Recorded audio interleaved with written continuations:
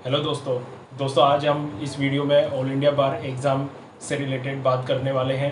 Friends, all India बार exam 16 exam का schedule जारी हो चुका है। 31 अक्टूबर को उसकी डेट आ चुकी है। तो फ्रेंड्स, इस बार आपको थोड़ी सी प्रिपरेशन की ज़रूरत होगी, क्योंकि इस बार केवल आप सेंटर पर ओनली बैरेक्स ही ले जा सकते हैं।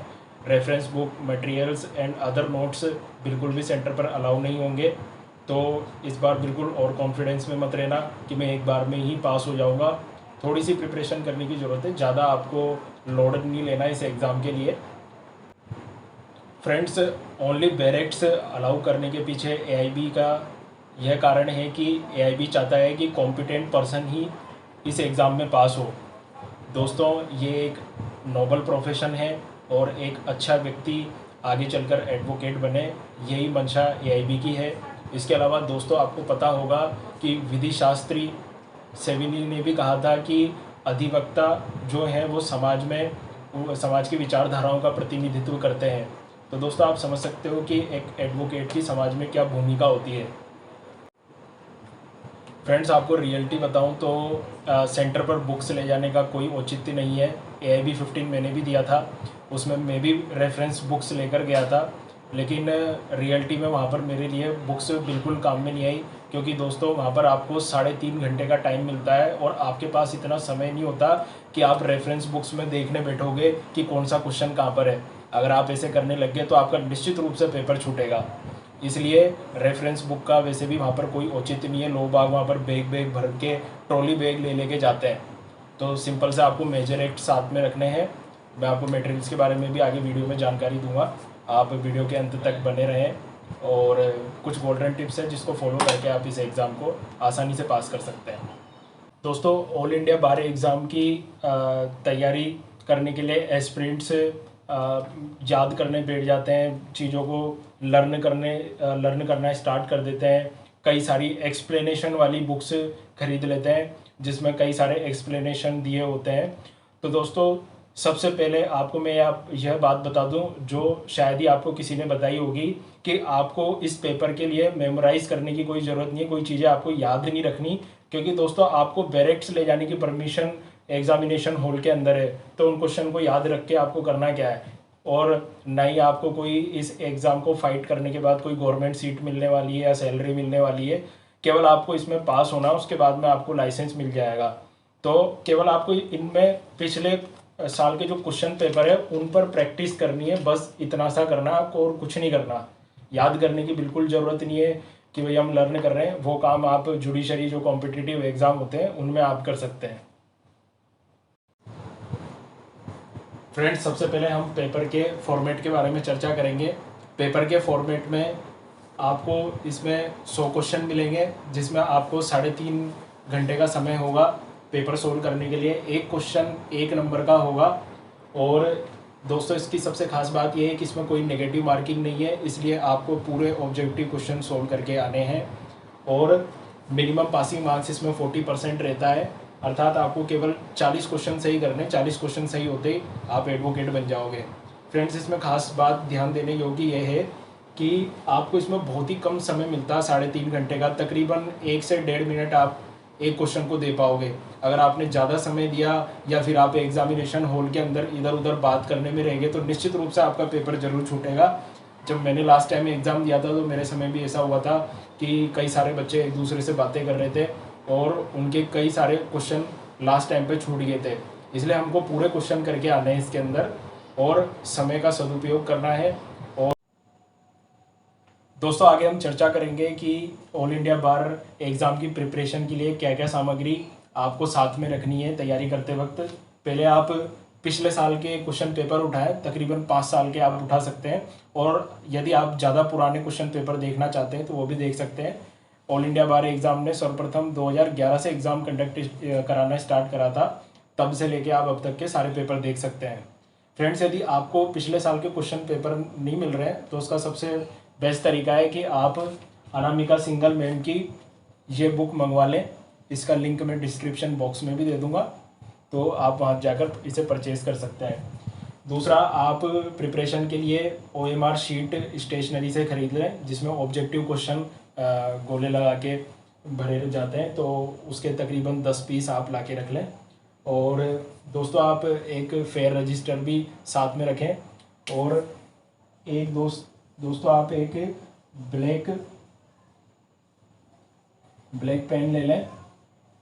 एक मोटा हाईलाइट करने वाला गोल वाला पेन आता है जो स्टेशनरी पे आपको OMR के नाम से मिल जाएगा। दोस्तों अब आगे हम चर्चा करेंगे कि इस एग्ज़ाम की तैयारी कैसे की जाए। तैयारी करने से पूर्व सबसे पहले तो आप इस एग्ज़ाम का सिलेबस जान लें।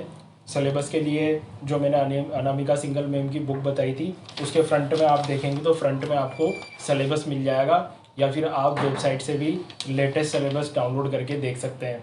फ्रेंड्स, इस सिलेबस के अंदर केवल आपको ये जानकारी लगेगी कि किस सब्जेक्ट से कितने नंबर के क्वेश्चन पूछे जाने हैं। इसके अंदर कोई आपको टॉपिक्स पता नहीं लगेंगे कि इस टॉपिक से क्वेश्चन आएगा। केवल इसके अंदर आपको अगर दिख रहा हो तो जैसे कॉन्स्टिट्यूशन से 10 नंबर के क्वेश्चन पूछेंगे, CRPC से 10 नंबर के क्वेश्चन पूछे जाएंगे। तो हमें सबसे पहले मेजर एक्ट्स को पहले देखना है, क्योंकि उन्हीं में से ज़्यादा क्वेश्चन पूछे जाते हैं। जिसमें आप कॉन्स्टिट्यूशन ले लें, CRPC, IPC, एविडेंस एक्ट और फैमिली लॉ और लॉ ऑफ कॉन्ट्रैक्ट, इन मेजर एक्ट्स में से ज़्यादा नंबर के क्वेश्चन पूछे जाते हैं। दोस्तों इस एग्ज़ाम में जो समस्या सामने आती है वो सबसे बड़ी समस्या ये है कि स्टूडेंट को पता ही नहीं होता कि कौन सा क्वेश्चन किस सब्जेक्ट में से पूछा गया है, और वो देखता रहता है, उसको समझ में नहीं आता कि मुझे किस बैरेक्ट को उठाना और किस बैरेक्ट में मुझे इसका आंसर मिलेगा। तो इसके लिए एक मेरी ये टिप है कि आप जब ये बुक लें तो इस बुक में आप जो ऑब्जेक्टिव क्वेश्चन है वहाँ पर आप शॉर्ट में लिख दें। जैसे कि अगर IPC का क्वेश्चन है तो वहाँ पे IPC लिख दें, और यदि कोई CRPC का क्वेश्चन है तो वहाँ पे CR डाल दें। तो मैंने भी जब तैयारी की थी तब इसके अंदर IPC, CR, कॉन्स्टिट्यूशन का अगर कोई क्वेश्चन है तो मैंने CONS शॉर्ट में लिख दिया था, एविडेंस का क्वेश्चन है तो EVD लिख दिया था। तो इससे आप जब प्रैक्टिस करोगे तो आपको पता लग पाएगा कि कौन सा क्वेश्चन किस सब्जेक्ट में से पूछा है, और आप डायरेक्ट उस बैरेक्ट को उठाकर जल्दी से उस क्वेश्चन को सोल्व कर पाओगे। दोस्तों आपको इन सभी जो मेजर सब्जेक्ट है उन सभी के आपको बैरेक्ट्स परचेस करने होंगे, क्योंकि बैरेक्ट्स ले जाने की अनुमति आपको एग्ज़ाम में है। वो आपके लिए काफ़ी हेल्पफुल साबित होंगे। बैरेक्ट्स के बारे में मैं वीडियो के एंड में आपको बताऊंगा कि कौन कौन से बैरेक्ट्स आपको ले जाने होंगे, और वो आपके लिए काफ़ी उपयोगी होंगे। दोस्तों आगे मैं आपको कुछ गोल्डन टिप्स दूंगा जिससे आप इस एग्ज़ाम को काफ़ी आसानी से क्रैक कर सकते हैं। सबसे पहले दोस्तों इसके अंदर 3 तरह के क्वेश्चन आपको पेपर में देखने को मिलेंगे। जैसे कि केस लॉ बेस्ड क्वेश्चन इसमें पूछे जाते हैं कई सारे क्वेश्चन। दूसरा डायरेक्ट सेक्शन बेस्ड क्वेश्चन इसमें पूछे जाते हैं, जिनको आप सीधे बैरेक्ट के इंडेक्स में देख के डायरेक्ट आप इनको सोल्व कर सकते हैं। थर्ड लॉजिकल बेस्ड क्वेश्चन आते हैं जिसमें सिंपल लेवल होता है, मीडियम लेवल होता है और एक हार्ड लेवल होता है। तो लॉजिकल बेस्ड वाले क्वेश्चन में थोड़ी बहुत दिक्कत आती है सोल्व करने में, लेकिन अगर हम उनकी पहले से प्रैक्टिस करें तो ये इतने ज़्यादा हार्ड भी नहीं होते, इनको भी आसानी से सोल्व किया जा सकता है। तो दोस्तों सबसे पहले हम केस लॉ बेस्ड जो क्वेश्चन आते हैं उनकी बात करेंगे। तो फ्रेंड्स डायरेक्ट केस लॉ जो है, आपको पता है कि केस लॉज का भरमार है, इतने केस लॉज आप याद भी नहीं रख सकते। तो उसके लिए सबसे अच्छी ट्रिक जो मैंने फॉलो करी थी प्रीवियस ईयर जब मैंने 15 एग्ज़ाम दिया था, तो सबसे पहले तो आप लेटेस्ट जो जजमेंट्स हैं उनको आप इंटरनेट से निकाल के, जो मैंने आपको फेयर रजिस्टर खरीदने के लिए बोला था उसमें आप नोट डाउन कर लें। जैसे कि रिसेंटली अभी एक जजमेंट था नवतेज सिंह जौहर वर्सेस यूनियन ऑफ इंडिया, समलैंगिकता के ऊपर जो था, IPC की धारा 377 आपको पता हो तो। और इसी तरह से जोसेफ शाइन वर्सेस UI का केस था, IPC की धारा 497 जारकर्म एडल्ट्री के ऊपर असंवैधानिक जिसे घोषित किया गया था। शायरों बानो का जैसे आप केस है। तो इन सब केसेस को जो भी रिसेंट जो लेटेस्ट जजमेंट है उनको एक जगह आप पेपर पर नोट डाउन कर लें। उसके अलावा जो पिछले साल के क्वेश्चन पेपर हैं उन क्वेश्चन पेपरों को उठाएं और उन क्वेश्चन पेपर्स को सोल्व करते चलें, और जहाँ पे केस लॉ दिया हुआ है वहाँ पे एक मार्क कर लें, कोई सिंबल दे दें केस लॉ से रिलेटेड। और आप देखें कि जो पिछले सालों में ज़्यादातर जो केस लॉज रिपीट हो रहे हैं लगभग वही केस लो एग्ज़ाम में ज़्यादातर पूछे जाते हैं, जैसे कि लीगल एड से रिलेटेड एम एच हास्कोट वाला जो केस है, तो आप उनको फेयर रजिस्टर में नोट डाउन कर लें। मैं समझता हूँ कि जब तैयारी करी थी तो मैंने भी इस तरह से ही केस लॉ सारे एक जगह इकट्ठे करके लिख लिए थे, और उससे मुझे काफ़ी हेल्प मिली थी। इस तरह से मैंने हाईलाइट कर लिए थे सारे केस लॉ लेटेस्ट जो भी थे, और डायरेक्ट मुझे याद हो गए थे। तकरीबन ये मान के चलो कि केस लॉज अगर आप सोल्व नहीं करते तो आपके 15-16 नंबर आपके जा सकते हैं। तो इसलिए केस लॉ आप ज़रूर से प्रैक्टिस करें उस पर। बस इतना सा आप केस लॉ वाले मेथड पे ध्यान दें। दोस्तों इसके अलावा आप केस लॉ के लिए अगर आप हिंदी मीडियम से हैं तो आप सेंट्रल लॉ एजेंसी का बैरेक्ट खरीदें। बैरेक्ट के अगर नोट्स अगर आप टिप्पणी अगर आप देखें तो वहाँ पर भी लैंडमार्क जजमेंट्स आपको टिप्पणी के अंदर मिल जाएंगे। तो आप यहाँ से भी डायरेक्ट देख के अपना ऑब्जेक्टिव क्वेश्चन सोल्व कर सकते हैं। और जो नोट्स आपने बनाया तो पीछे की तरफ एक खाली पेज होता है बैरेक्ट में, तो वहाँ नोट्स पे भी आप नोट डाउन कर सकते हैं। तो जब आप एग्जामिनेशन हॉल के अंदर होंगे तो वहाँ पर भी आप देख के जो भी रिपीट ज़्यादा हो रहे हैं लैंडमार्क जजमेंट या रिसेंट जजमेंट्स, तो उनको सीधे आप सोल्व कर सकते हैं, और अच्छे नंबर आपको इसमें केस लॉ जो टाइप के क्वेश्चन पूछे जाते हैं उसमें आपको अच्छे नंबर मिल जाएंगे। दोस्तों जो दूसरा टाइप है उसके अंतर्गत डायरेक्ट सेक्शन बेस्ड क्वेश्चन पूछे जाते हैं, जैसे कि यह क्वेश्चन 2018 के AIB एग्ज़ाम में पूछा गया था, जिसमें कि भारतीय साक्ष्य अधिनियम कब लागू हुआ था। तो ये सन आपको पता होना चाहिए। कई सारे जो स्टूडेंट हैं उनको यही पता नहीं होता कि कौन सा अधिनियम कब लागू हुआ। तो सबसे अच्छा उपाय ये है कि आप बैरेक्ट लें, जैसे कि ये एविडेंस का बैरेक्ट है। उस बैरेक्ट के अगर आप आगे के पन्ने खोलकर देखेंगे तो शुरुआत में उसकी डेट लिखी होती है, कब वो लागू हुआ, अधिनियम की क्रमांक संख्या सब मेंशन होता है। तो आप यहाँ से देख ले, जैसे कि साक्ष्य अधिनियम 1872 में लागू हुआ, तो इसमें बी ऑप्शन राइट है। ये डायरेक्ट सेक्शन बेस्ड इसमें आपको पता लग जाएगा। उसके अलावा जैसे आपसे पूछा गया कि रेस जेस्टे सिद्धांत कौन से सेक्शन में दिया गया है, तो डायरेक्ट आप जो भी बैरेक्ट है उसका इंडेक्स निकालें। कई सारे क्वेश्चन आपको इंडेक्स में ही मिल जाएंगे। तो उसमें सेक्शन नंबर 6 देखे तो सेक्शन नंबर 6 में रेस जेस्टे का सिद्धांत दिया हुआ है। और कई केसेस में ऐसा होता है कि वो थोड़ा सा टिपिकल कर देते हैं क्वेश्चन को, तो उसके अंदर आप अंदर जाके सेक्शन देखें। फॉर एग्जांपल जैसे कि आपसे पूछ ले कि जो एविडेंस एक्ट जो है वो किन किन क्षेत्रों में लागू होता है, तो आपको जैसे वहाँ इंडेक्स में देखने में पता नहीं लग रहा, तो आप डायरेक्ट उसके पेज नंबर को देखकर अंदर जाएं। तो आप जब सेक्शन देखेंगे, जैसे सेक्शन 1 देखेंगे, तो सेक्शन 1 के अंदर देखेंगे कि आप army act, naval discipline act और एयरफोर्स शपथ पत्रों और आर्बिट्रेशन की कार्रवाई पर एविडेंस एक्ट लागू नहीं होता है। तो आप इस तरह से इंडेक्स प्लस सेक्शन के कंटेंट को देख के आप क्वेश्चन सोल्व कर पाएंगे। और आप जो CLA का बैरेक्ट लेंगे तो इसमें छोटे छोटे नोट्स भी दिए हुए होते हैं, टिप्पणियाँ भी दी हुई होती हैं। तो उसमें आप केस लॉज हो गए और अदर कोई विशेष उसमें बात होती है, तो अगर वो ऑब्जेक्टिव क्वेश्चन में आपसे पेपर में पूछी जा रही है तो आप उसको बैरेक्ट से अच्छे तरीके से सोल्व कर पाएंगे। तो इस तरह आप डायरेक्ट सेक्शन बेस्ड वाले जो क्वेश्चन है उनको आराम से AIB के एग्ज़ाम में सोल्व कर सकते हैं। दोस्तों जो तीसरा टाइप है वो लॉजिकल बेस्ड क्वेश्चन पर आधारित होता है। लॉजिकल बेस्ड क्वेश्चन कई सारे एग्ज़ाम में पूछे जाते हैं, जिसमें सिंपल, मीडियम और हार्ड लेवल 3 तरह के क्वेश्चन इसमें होते हैं। दोस्तों इसमें सिंपल में जैसे आपसे पूछ लिया कि क्या जो अवयस्क व्यक्ति है वो भी साक्ष्य या एविडेंस दे सकता है, तो ये एक सिंपल बेसिक लॉजिकल क्वेश्चन है जिसको आप आसानी से बता सकते हैं कि सेक्शन 118 एविडेंस एक्ट में वहाँ पर प्रावधान है, तो सीधे आप 118 को टिक कर देना। उसके अलावा थोड़े से और टिपिकल क्वेश्चन जब पूछे जाते हैं, जैसे कि 2018 में एक क्वेश्चन पूछा गया था कि किसी ए और बी दो व्यक्ति हैं जिनके बीच में तलवारबाजी करने हेतु उन दोनों में सम्मति हुई है, और वो दोनों तलवारबाजी करना स्टार्ट कर देते हैं और उसके बाद में उसको कोई चोट लग जाती है। तो सम्मति के द्वारा इस तरह से किया हुआ कार्य क्या अपराध होगा या नहीं होगा, तो उसमें सेक्शन दिए हुए होते हैं कि 87, 88। तो आपको पहले तो ये पता होना चाहिए कि कौन से एक्ट में से ये चीज़ पूछी जा रही है।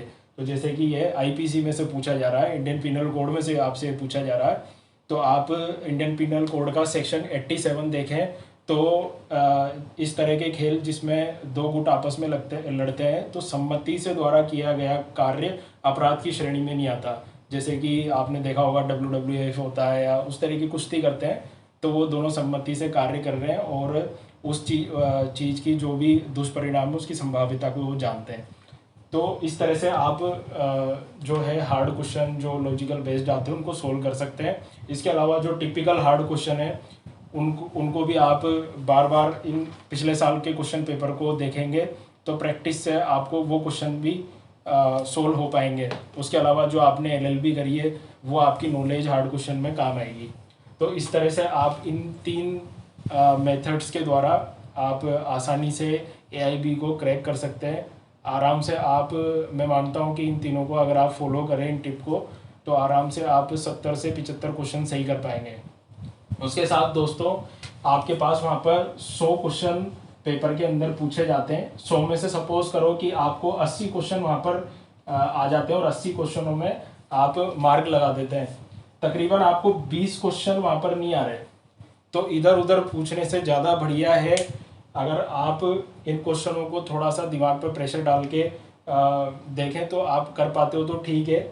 नहीं तो जो एक टिप जो मैंने फॉलो करी थी वो ये थी कि मैंने ABCD इन चारों में से कोई भी एक ऑप्शन आप सेलेक्ट कर लो और उस ऑप्शन को सबको एक साथ ही आप इसके अंदर लगा के आ जाओ। लेकिन ध्यान रहे आपको कोई भी एक ही ऑप्शन चूज करना है, उससे पॉसिबिलिटी होगी कि 20 में से आपके तकरीबन 6 क्वेश्चन सही हो सकते हैं। मैंने जब ऐसे करा था तो तकरीबन मेरे 7 क्वेश्चन ऐसे सही थे, तकरीबन 7 नंबर मुझे यहाँ से मिले थे। ज़्यादा दिमाग मत लगाना इसके अंदर कि मैं इस वाले क्वेश्चन में मुझे B लग रहा है, इसमें C लग रहा है, इसमें D लग रहा है, तो आपके चांस बिल्कुल कम हो जाएंगे सही होने के। एक लगाओगे तो कई बार देखा गया है पेपर के अंदर कि अगर आप पूरे 100 क्वेश्चनों में भी अगर आप B ऑप्शन लगाते हो तो तकरीबन आपके 38 क्वेश्चन समथिंग सही चल जाते हैं, क्योंकि कई सारे बी ऑप्शन वाले क्वेश्चन पूछे जाते हैं इसके अंदर। तो कोई भी एक ऑप्शन चुन ले और उससे आप इस तरह से 100 क्वेश्चन अटेम्प्ट पूरे करके आने हैं आपको इसके अंदर, क्योंकि इसमें कोई नेगेटिव मार्किंग नहीं है। आसानी से आप एग्ज़ाम को क्रैक कर पाओगे।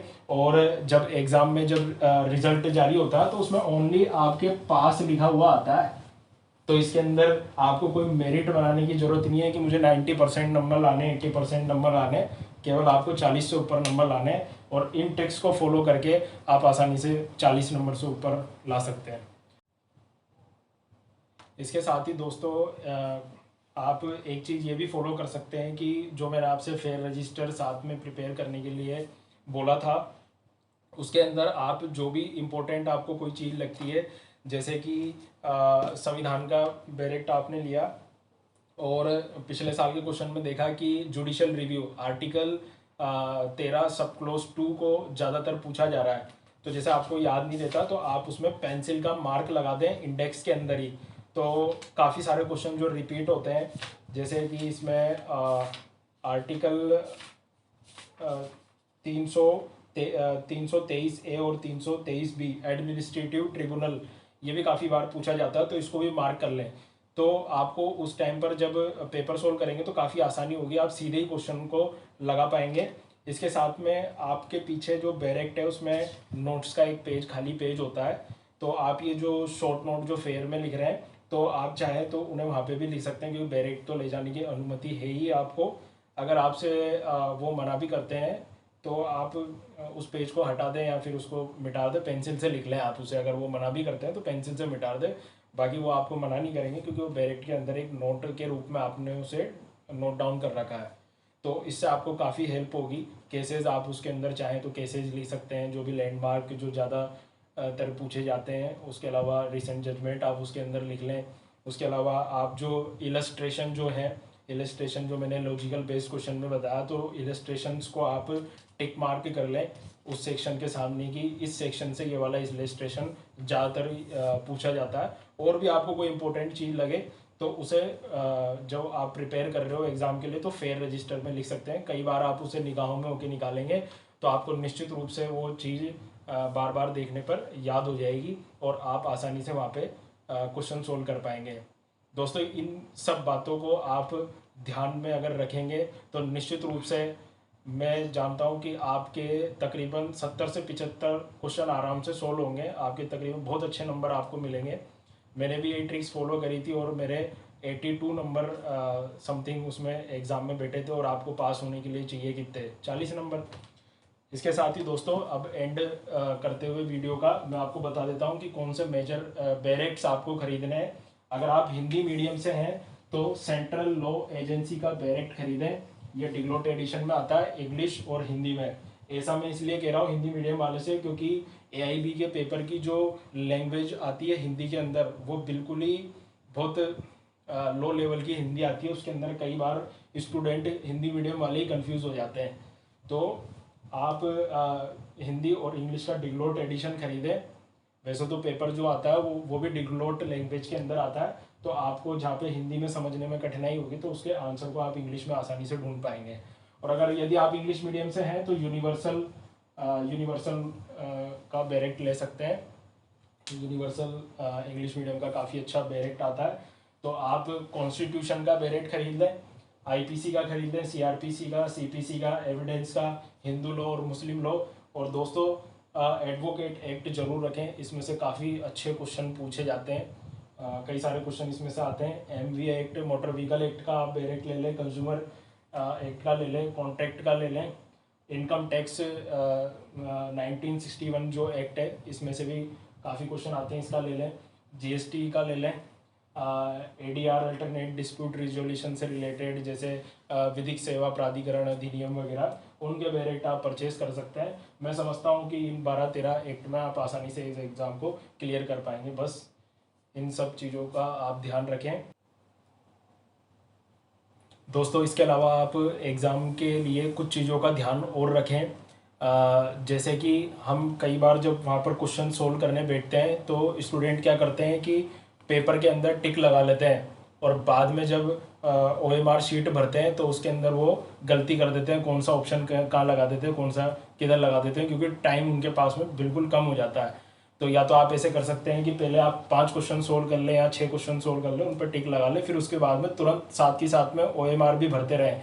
इसीलिए मैंने आपसे एक ओएमआर शीट खरीदने के लिए बोला था स्टेशनरी से, ताकि आप क्या करें कि जो ये पिछले साल के जो क्वेश्चन पेपर जो मैंने आपको ये बताया था उनको लें और उनको सोल्व करें, कोशिश करें उस ओएमआर को भरते हुए, ताकि आपकी अभी से ही उसके लिए प्रैक्टिस होना स्टार्ट हो जाएगी और आपको मेन एग्ज़ाम में आपको बिल्कुल भी दिक्कत नहीं आएगी। तो बार बार आप 10 पीस मैंने आपसे इस वीडियो में कहा था, तो आप 10 पीस पे आराम से प्रैक्टिस करें तो निश्चित रूप से आप इस एग्ज़ाम को आसानी से क्रैक कर पाएंगे। साथ ऑल इंडिया बार एग्ज़ाम देने वाले सभी एस्पिरेंट्स को मेरी ओर से बहुत बहुत शुभकामनाएं। आप सभी का एग्ज़ाम क्लियर हो। इसी के साथ अधिक जानकारी के लिए मेरे यूट्यूब चैनल से जुड़े रहें, और किसी भी तरह की आपको इस एग्ज़ाम से रिलेटेड कोई क्वेरी या प्रॉब्लम आपको आती है तो आप कमेंट बॉक्स में लिखकर मुझे ज़रूर बताएं। और यदि आप मेरे थ्रू इस एग्ज़ाम की विस्तार पूर्वक तैयारी करना चाहते हैं तो भी मुझे कमेंट में करके बताएं। Thank you.